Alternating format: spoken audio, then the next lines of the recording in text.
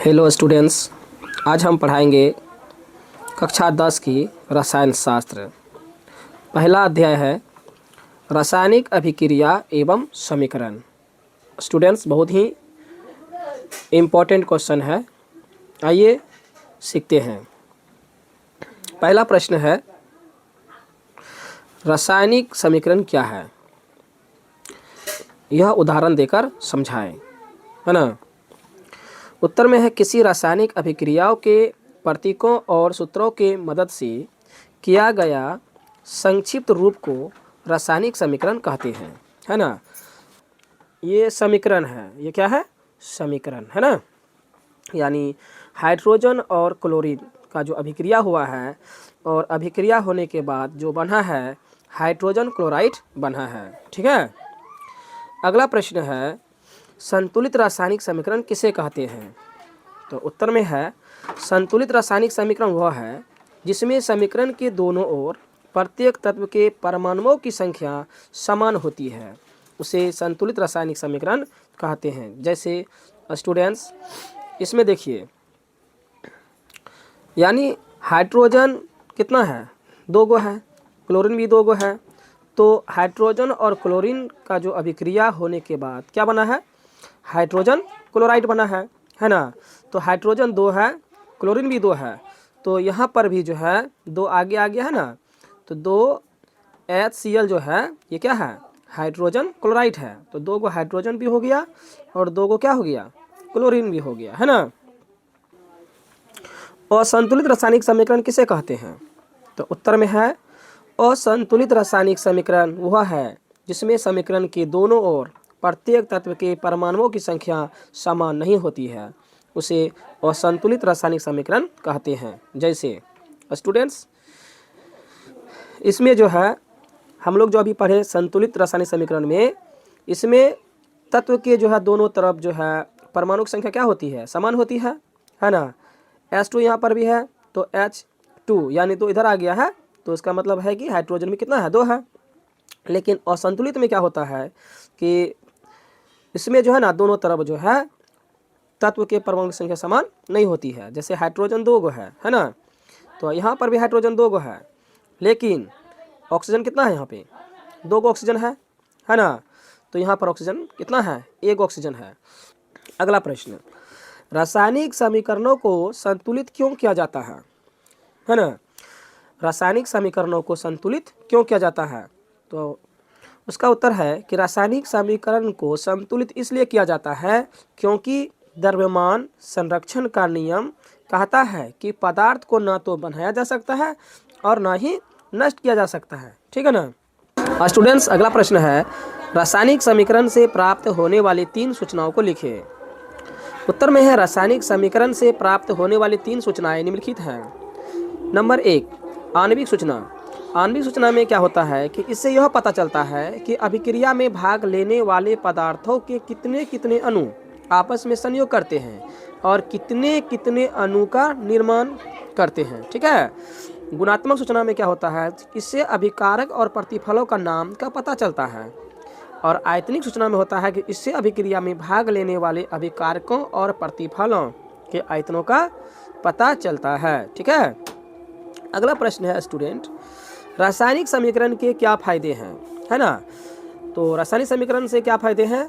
तो रासायनिक समीकरण के निम्नलिखित फायदे हैं, ठीक है। किसी भी रासायनिक अभिक्रिया को रासायनिक समीकरण के द्वारा आसानी से व्यक्त किया जाता है, ठीक है। रासायनिक समीकरण में भाग लेने वाले अभिकारक के परमाणुओं की संख्या तथा प्रतिफलों की परमाणुओं की संख्या का पता चलता है। रासायनिक समीकरण की सहायता से प्रतिफलों की निश्चित मात्रा और अभिकारक के द्रव्यमानों की गणना ठीक की जा सकती है, ठीक है। अगला प्रश्न है स्टूडेंट, संयोजन या संश्लेषण अभिक्रिया क्या है? संयोजन या संश्लेषण अभिक्रिया क्या है?